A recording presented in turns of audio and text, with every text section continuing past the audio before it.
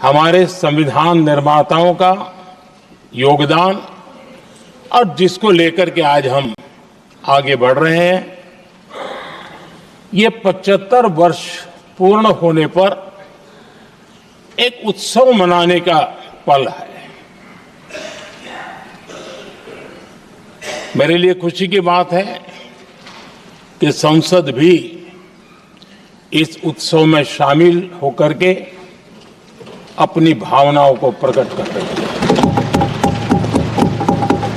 मैं सभी माननीय सांसदों का आभार व्यक्त करता हूं कि जिन्होंने इस उत्सव के अंदर हिस्सा लिया। मैं उन सबका अभिनंदन करता हूं। आदरणीय अध्यक्ष जी, 75 वर्ष की उपलब्धि साधारण नहीं है, असाधारण है। और जब देश आजाद हुआ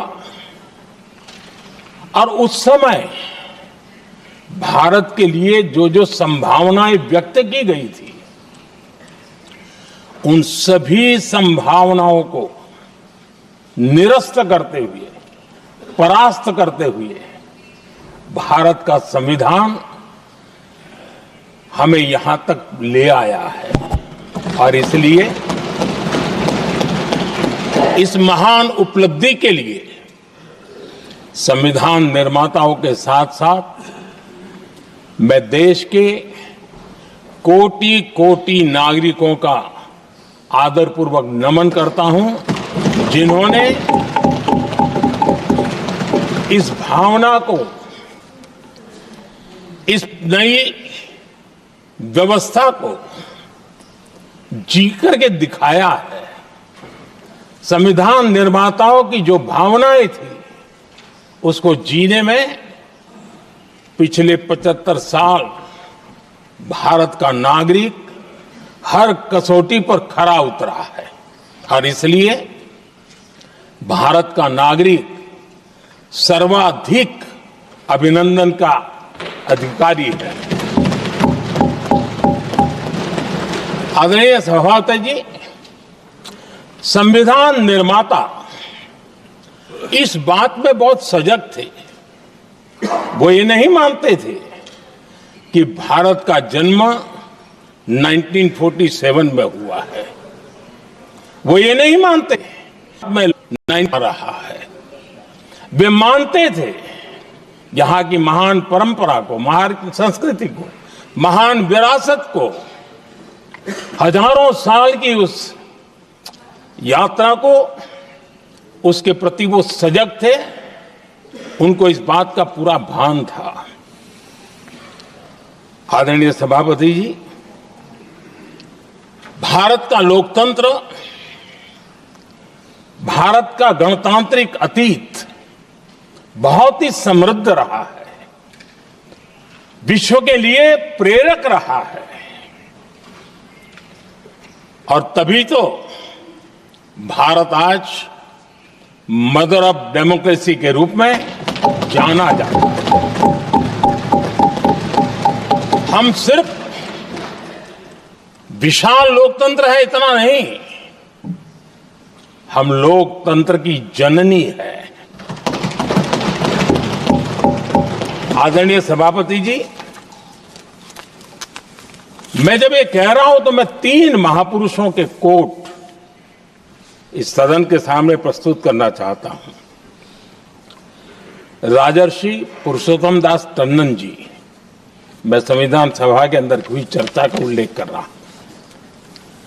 उन्होंने कहा था, सदियों के बाद हमारे देश में एक बार फिर ऐसी बैठक बुलाई गई है, यह हमारे मन में अपने गौरवशाली अतीत की याद दिलाती है, जब हम स्वतंत्र हुआ करते थे, जब सभाएं आयोजित की जाती थी, जिसमें विद्वान लोग देश के महत्वपूर्ण मामलों पर चर्चा करने के लिए मिला करते थे। दूसरा कोट में पढ़ रहा हूं डॉक्टर राधाकृष्णन जी का। वे भी इस संविधान सभा के सदस्य थे।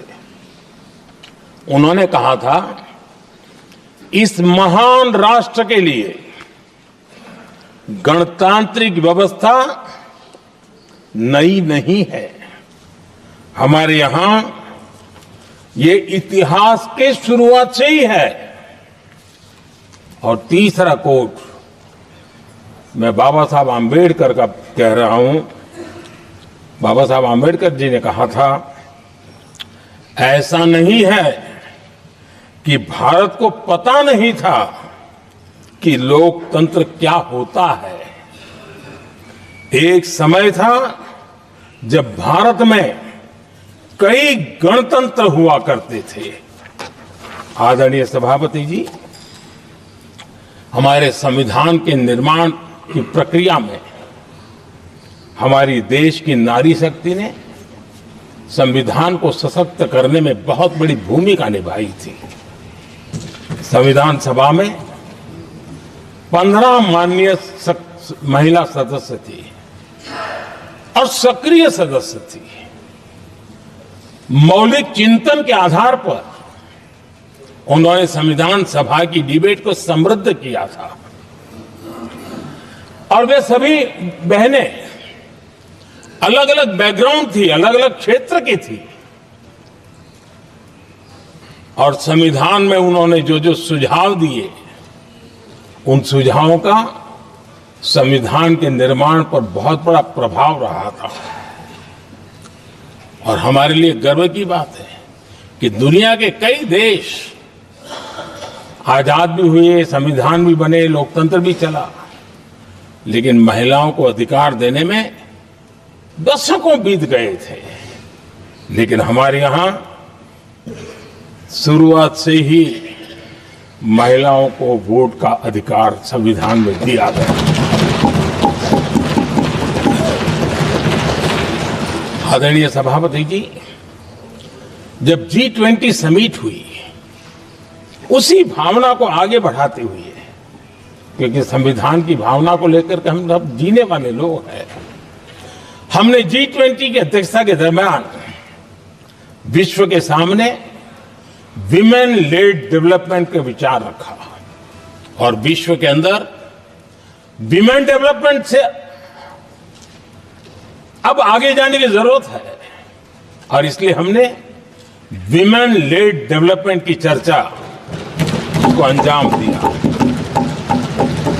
इतना ही नहीं, हम सभी सांसदों ने मिलकर के एक स्वर से नारी शक्ति बंधन अधिनियम पारित करके हमारी महिला शक्ति को भारतीय लोकतंत्र में उनकी भागीदारी सुनिश्चित करने के लिए हम लोगों ने कदम उठाए।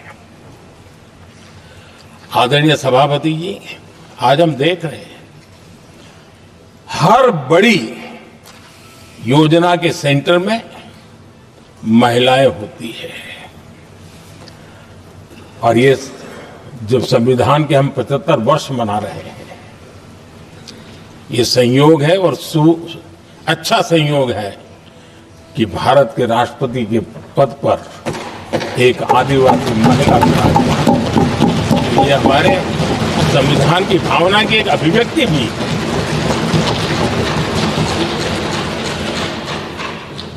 आदरणीय सभापति जी, इस सदन में भी लगातार हमारे महिला सांसदों की संख्या बढ़ रही है, उनका योगदान भी बढ़ रहा है। मंत्रिपरिषद में भी उनका योगदान बढ़ रहा है।